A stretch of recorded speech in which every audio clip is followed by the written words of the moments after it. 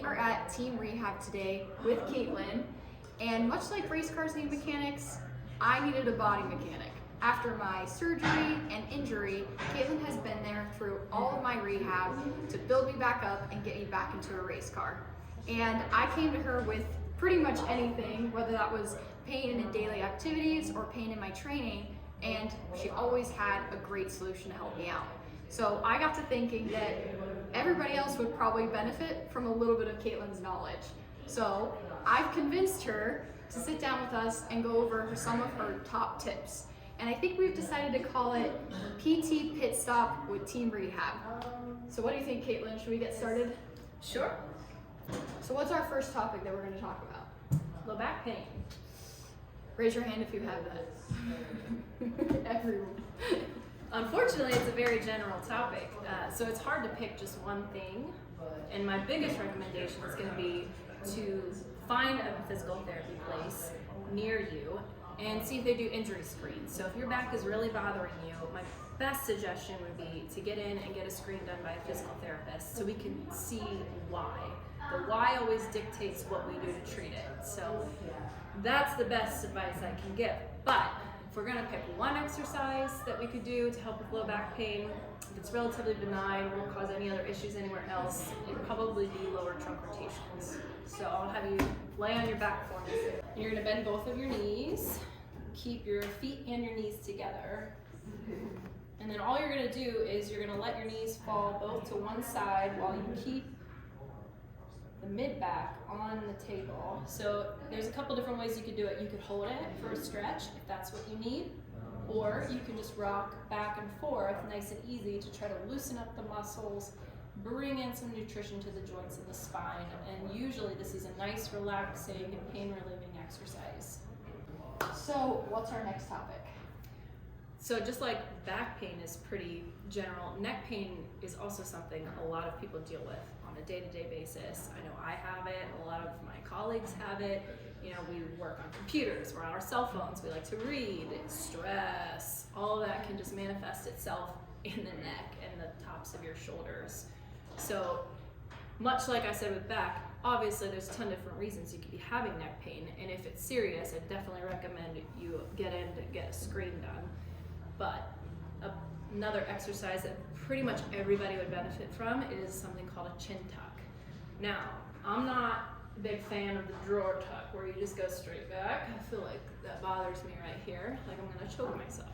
So what I like for people to do is to think about grabbing a pony in the back of their head and pulling up while they tuck back. So it's more of a hook-shaped movement instead of a straight back movement.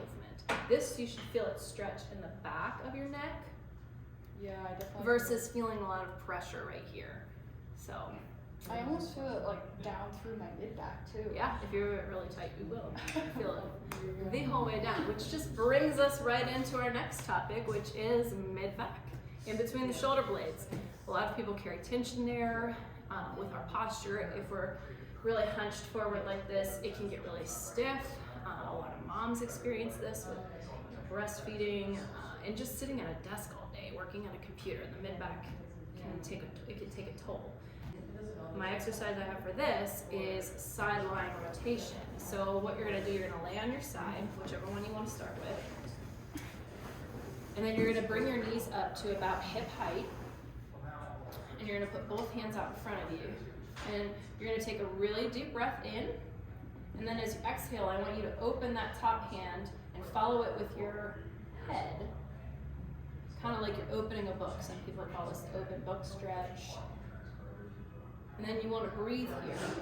Take several deep breaths because your breath helps to move your ribs, which attach into your mid-back. And then you just bring it back together.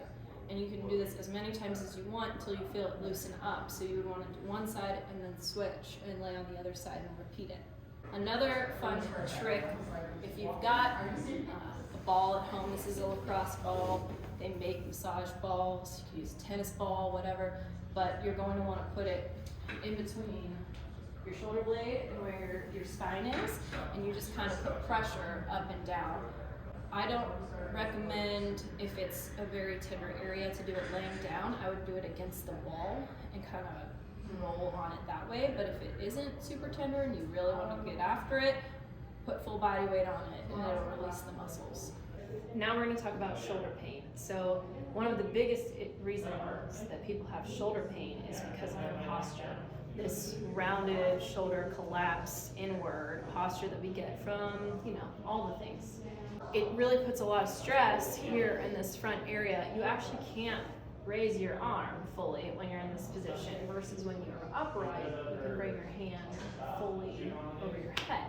So one of the biggest things I do with people that have shoulder pain is we try to open up their chest. So what we're going to do now is a 3-way doorway stretch. So the first position, you're going to have your hands right about shoulder height and elbows down. You're going to put one on either side of the door frame. And all you're doing here is you're going to look straight ahead and then lean into it until you get the stretch.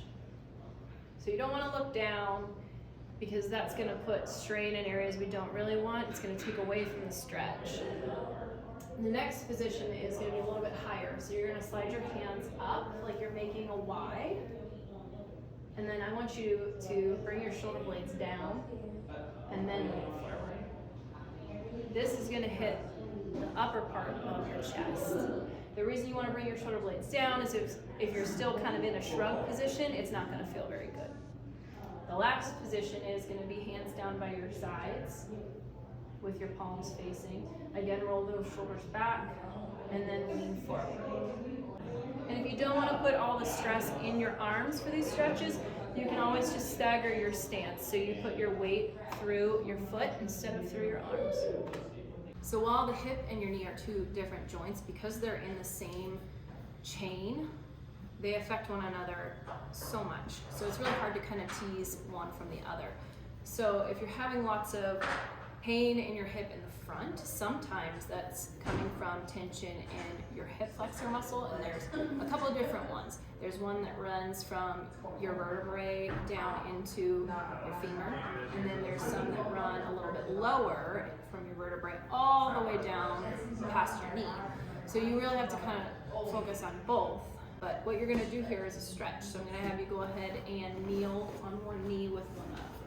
So while I love this, what I want you to do is shift back, squeeze the glute on the leg that is down, and think of shifting straight. And if you want more of a stretch, you could even raise that arm up and then lean towards me. That's a good one.